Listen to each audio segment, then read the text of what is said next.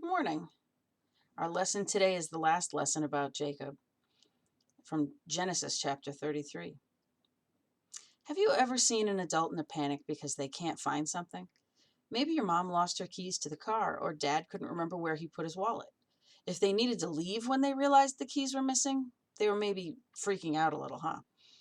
It isn't really that the keys are lost that make them so upset, though. It's what the loss of the keys means. In other words, it isn't that the keys are lost, it's that not having keys means the entire day is disrupted. You each have had a moment when you lost something before, right? Maybe it was a stuffed animal you lost, or a favorite toy, or some money. Or maybe you lost yourself. Maybe you were at a store or a theme park or somewhere with a lot of people and you lost sight of your parents. You were lost in the sea of people. It's a disheartening feeling to be lost. Today, we're going to talk about a guy who lost something really important to him, Jacob. Now, you may be thinking to yourself, what did Jacob lose? Isn't that the guy who stole from his brother and ran away and worked a long time to marry Rachel and Leah and then wrestled with God? Yes, yes, it is. And today we're going to talk about what that entire story meant for Jacob. Our story picks up with fraidy cat Limpy Jacob looking out and seeing Esau along with his 400 men coming from a distance. Jacob is probably terrified Esau will kill him, and for good reason. He stole his birthright and blessing from him the last time they were together, many, many, many years ago. So Jacob decides to make everyone scatter. He lined his family up, putting his servants first in line, then Leah and her children, then Rachel and Joseph in the back. Stop and think about that for a minute. Jacob is showing his favoritism. He's putting Rachel, his favorite wife, and Joseph, his favorite son, as the last line of defense. He's making sure that Esau's army won't hurt them. He's putting Leah and her children in front of them to protect them, and he's putting his servants and their children first. He's protecting his family in the order that he loves them. Okay, back to what's happening. So the families are lined up, and Jacob decides to go first. He's terrified to go see his brother. He approaches Esau in a way that shows he's humble by bowing at the ground, so Esau knows he's not coming to harm him. All of a sudden, Esau runs toward Jacob and punches him in the face. Jacob falls to the ground. No, listen to how it all goes down. But Esau ran to meet Jacob and embraced him. He threw his arms around his neck and kissed him, and they wept. Genesis 33, verse 4. It's a beautiful reunion. Esau is happy to see Jacob. Jacob is happy to see Esau. They're reunited. Then Esau says something that puts it all in perspective. Who are these with you? He asked Jacob, referring to his family behind him. In that moment, we realize how much Esau and Jacob have lost. They were brothers. Esau should have known who Jacob's wife was, who his sons were. They should have been so a part of one another's life that Esau knew Jacob's children like he knew his own. But that was lost.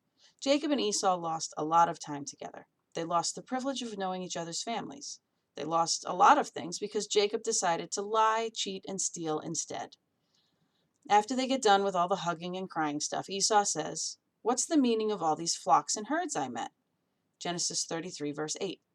In other words, before Jacob even met Esau face to face, he had sent a bunch of animals ahead of him. Why would you send a bunch of animals to someone you thought was mad at you? Maybe he thought they would poop on his shoes. No. Listen to what Jacob says. "To find favor in your eyes, my lord," he said. Genesis 33, verse 8b. He sent the animals ahead as a present, hoping Esau wouldn't be upset with him. He basically admits that he tried to bribe Esau with a gift. Esau replies by telling Jacob it wasn't needed. Esau's already forgiven Jacob. He still loves Jacob. The two are back together again. They're brothers again. They are family again. Sitting there watching all of this take place is Jacob's son Joseph. You might remember Joseph from his story, where he is also estranged from his brothers and forgives them anyway. It wouldn't be strange to think that maybe Esau's reaction to his own father, Jacob, is what made Joseph react the way he did when his brothers treated him so badly. Jacob went through a lot during his life. His one action as a young man colored the way he lived the rest of his life, and he found out late that he didn't need to be afraid or to run from Esau. Esau still forgave him and loved him, even though Jacob had hurt him. In this story, Esau shows us a small example of the love of God. Esau forgives his brother, even though Jacob had hurt him greatly. Jacob stole the birthright from Esau, and it could never be given back. What if a brother or sister, maybe one of your close friends, stole your most favorite toy or electronic in the world? And not only that, what if they broke it so you could never use it again? That's a little like what happened here. The blessing and birthright was gone from Esau forever. It could never be reversed. But Esau chose to be kind to Jacob anyway. God does the same with us. He forgives us no matter how many times we've not listened and disobeyed him. Jacob chose throughout his life to hear the promises of God, but not trust them. Instead, he decided to get his way by tricking people, or lying, or even stealing. Jacob knew what God had promised, but chose not to trust that God could deliver on what he promised. What will you choose to do?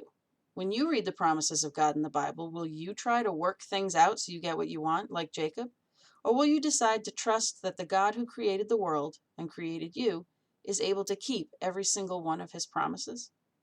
Choose to trust that God will keep his promises no matter what. The Bible is full of promises God made to the people who followed him. Every single one of those promises came through.